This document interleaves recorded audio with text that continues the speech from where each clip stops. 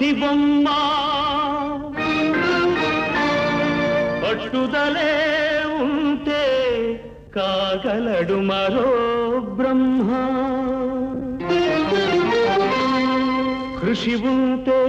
మనుషులు ఋషులవుతారు మహాపురుషులవుతారు తరతరాలకి తరగని వెలుగవుతారు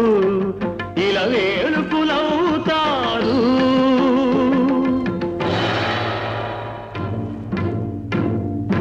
అడుగో అతడే వాల్మీకి బ్రతుకు వేట అతనికి